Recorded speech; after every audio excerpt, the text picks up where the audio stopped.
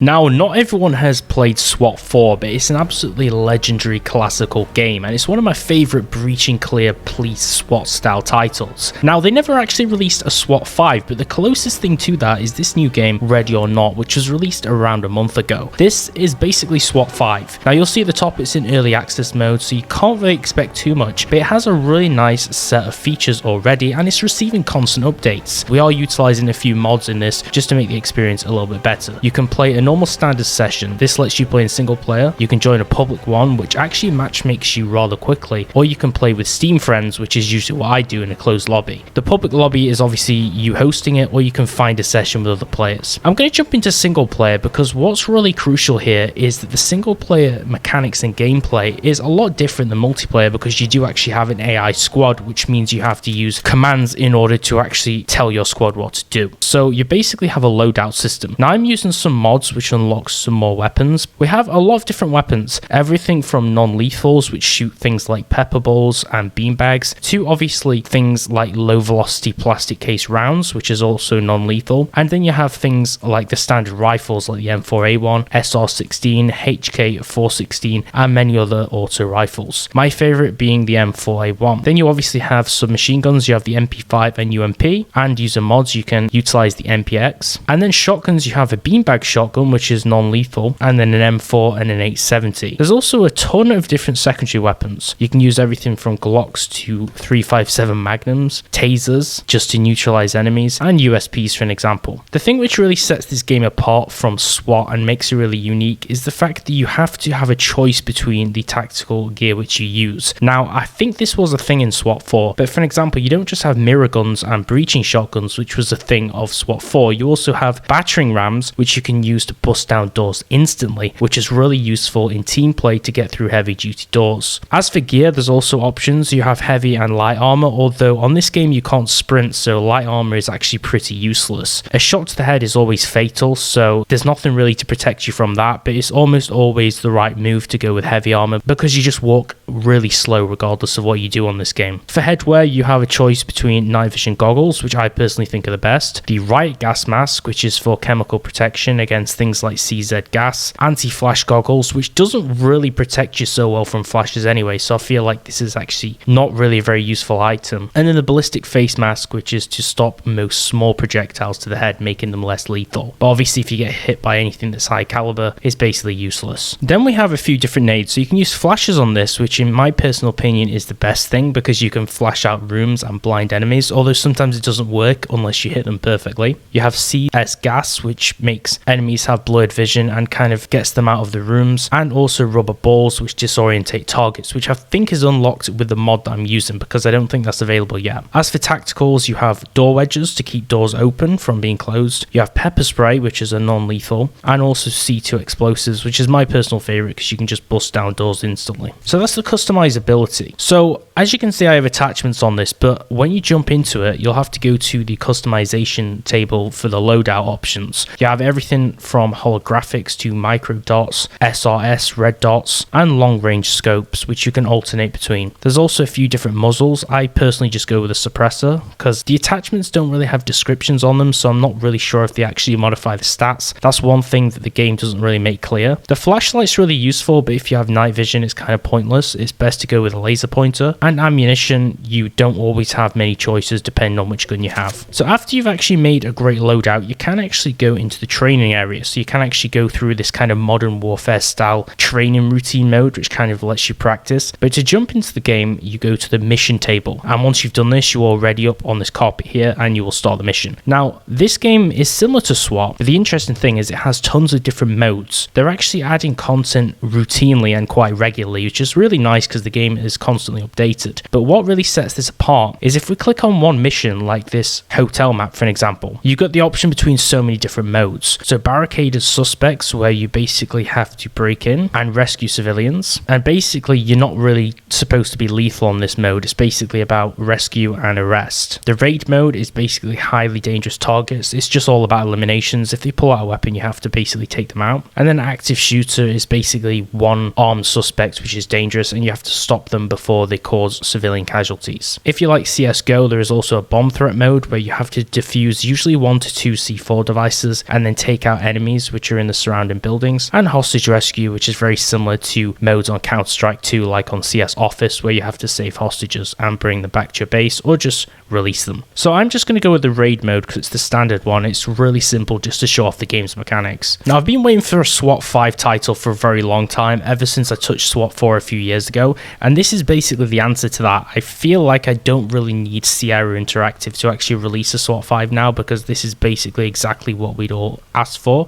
or at least wanted. So on single player, like I said, it's different. You'll have to use the middle mouse wheel to actually queue commands for your squad, to actually initiate them, to actually do things. This isn't a problem if you play multiplayer, because you'll just have players basically behaving themselves and doing everything on their own key. So there's not really any squad leader on multiplayer unless you want to kind of role play through comms. The Z button in the bottom right gives you some suggested things you can do. So as you can see, it says stack up, so I can stack up all of the squad on the door. You may also notice, if you've played SWAT 4, I'm using the SWAT sounds, the SWAT 4 sound effect files. That's just a mod which makes it more immersive. It actually makes it feel like SWAT 5. So they'll stack up on the door and they'll check it, and then I can press Z again to pick the lock, because this door is actually locked. So the only way we're actually going to breach this is if we pick the lock. So we can get him to do it, or you can do it manually. Personally, I find it really annoying and anticlimactic to pick every lock, so we're going to make him do it. And then we'll press Z again to open and clear. So this is where you have to get back, and they're going to do a breach maneuver where they're going to break into the base.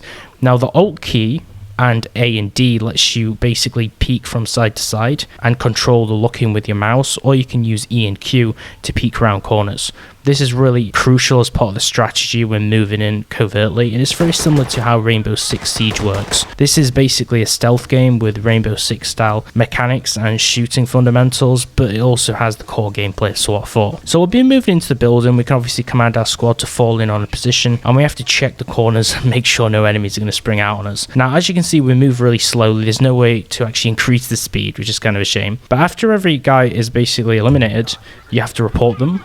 And you basically report them to the talk, which is basically the police radio comms. And we report anyone who's eliminated. We report anyone who is basically being cuffed or arrested. And we can also use the interact key, which is F, to bag up the evidence. That's for the officers later to come and collect. So one interesting thing, let's talk about door mechanics. Okay, so this door that we just picked was locked.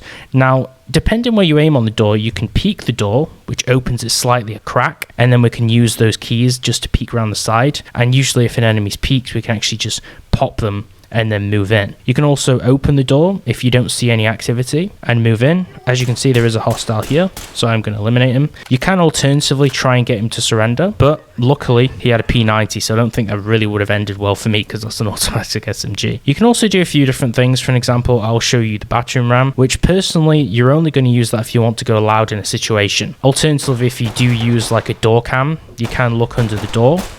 But you need to be really careful in these situations, because on this game, basically, a headshot is always fatal, and if an enemy takes you by surprise, he will basically always eliminate you. Luckily, I'm using a mod which makes the AI a little bit enhanced, so what it does is it slows them from shooting you instantly, and it makes them more likely to surrender. It basically makes them behave more naturally rather than just running and gunning and eliminating you instantly.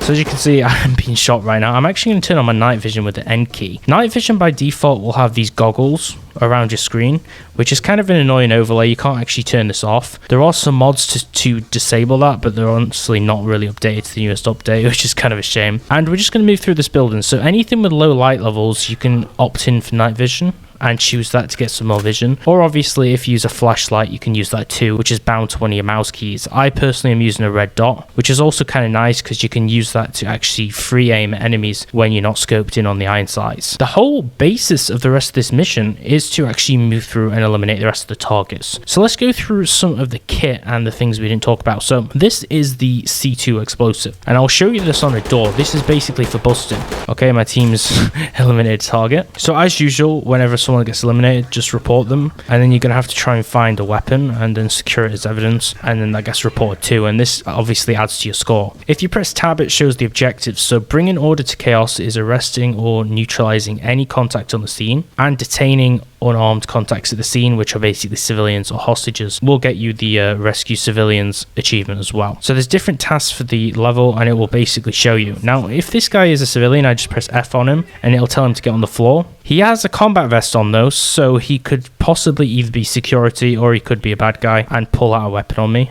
It's basically anything could happen, but we've managed to get him to comply, get on the floor, we've cuffed him, and then we reported his arrest too. So now he's ready to actually go into the station later. So let me just quickly show you the C2. So the C2, what we do is we would put it on the door if it was locked and we couldn't be bothered to lockpick it or do any other maneuver. We'll get back and it'll pull out the remote, and then we can blow the door. It basically destroys the whole door and it blasts it in, and it's kind of a last option to use if you want to go loud and get through a door which is obviously previously blocked. Or you can use the battering ram. Both will alert the enemies, but obviously the C2 is a little bit louder. The sidearms are actually pretty powerful. You can actually eliminate enemies in 1 or 2 shots with them. They're kind of a last resort though. Although they have power, they lack with accuracy in terms of not being able to use any kind of scope with them. Okay, this guy's a civvy, so we're going to tell him to get down.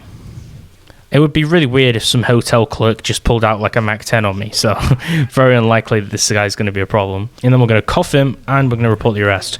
So the only thing left really to show you in terms of kit is obviously the cuffs, but you don't need to get them out because you can just use the keybind when behind an enemy. You can also press the V key by default to lower your weapon. This does actually make you move faster. This is literally the only way to increase your mobility because you can't really move faster otherwise, but it will actually leave you unguarded for a second, although scoping in is actually really quick, so it doesn't really hinder you too much. Okay, we've got one guy there. We'll take him out and make sure there's nobody else on the stairwell. The shooting mechanics are actually pretty good in this game. You can actually get some mods which affect the recoil and change the systems to make them a bit more realistic, but these will only work in multiplayer if you're the host of the game.